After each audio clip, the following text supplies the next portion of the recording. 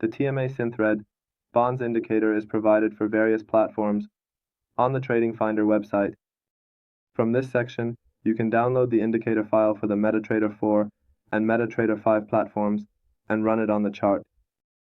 Traders can also study this page to understand the benefits and functionality of the indicator.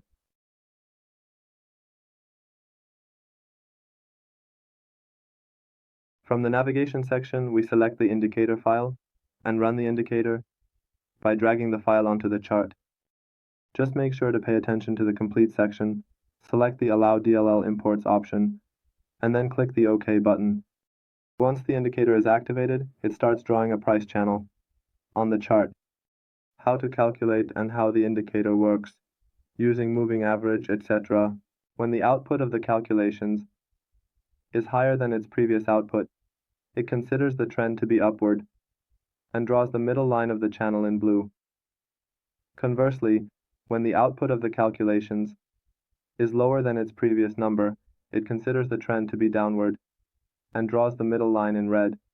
In the indicator settings, there are input options available. The first part relates to the settings for the moving average period, based on which the calculations are performed. The type of calculations can be adjusted using the highest price, lowest price, and other factors. The next section pertains to ATR calculations, which can be set from this part. You can choose whether the ATR calculations are based on ATR or standard deviation. The next section relates to the ATR multiplier, which can adjust the distance of the channels relative to the middle line. The next section concerns the number of candles that the calculations for the deviation start from there, with the default value set to 10. The last section pertains to the theme or custom template of the indicator, which has 4 different options: auto, light, dark, and custom. By selecting the auto option, only the colors of the candles change, with upward candles turning bright green and downward candles turning bright red.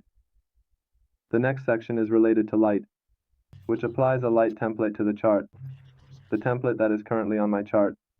The next section is dark, which selects a dark template for you, and the last one is custom, which retains your personalized template and only adds the indicator to it.